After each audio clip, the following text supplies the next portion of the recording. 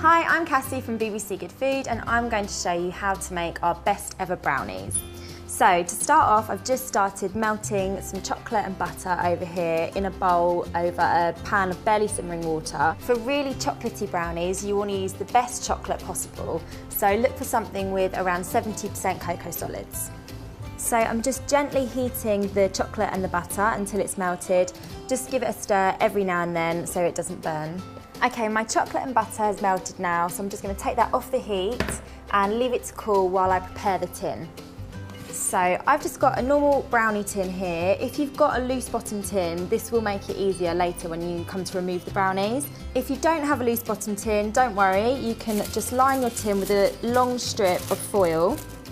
Just bend the sides over to create some handles, and this will make it much easier later when you want to lift the brownie out. Then just line the base with a square of parchment. And that's the tin ready. Next, I'm going to sieve the cocoa and the flour together. And now I'm going to whisk together the eggs and sugar.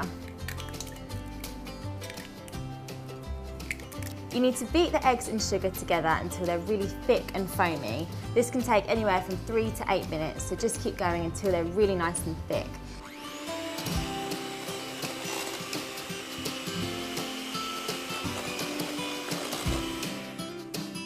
The mixture's ready when it falls off the beaters and leaves a trail on the surface for about 2 seconds. Now we're ready to combine all of the ingredients. The chocolate and butter has cooled down to room temperature, so I'm just going to drizzle that into the bowl.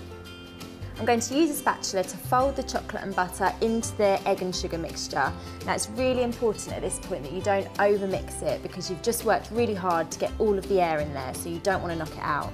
When that's just marbled through, I'm going to sieve in the flour and cocoa again just to make sure we've got rid of all those lumps, and again just fold the mixture together until there are no more pockets of flour and cocoa and the mixture is just combined. Finally, I'm going to add some chunks of chocolate so we get nice pockets of chocolate throughout the brownies. You could add some nuts if you wanted, walnuts or pecans or hazelnuts would work really nicely as well. And again, just fold those through the brownie mixture.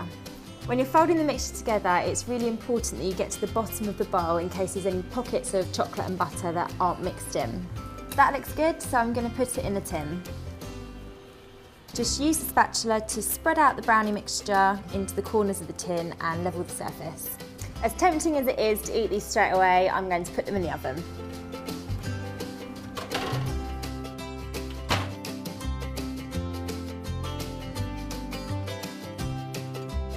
To check the brownies are ready, just give the tin a gentle wobble. The brownies should look nice and firm. That's perfect. Once the brownies are cooked, it's really important that you leave them to cool down completely in the tin. They're quite delicate when they're warm, so if you try and lift them out straight away, they'll crack and fall to pieces.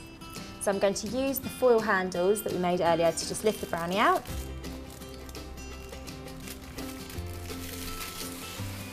And now it's ready to chop into pieces. It's as easy as that. Good Food's best ever brownies.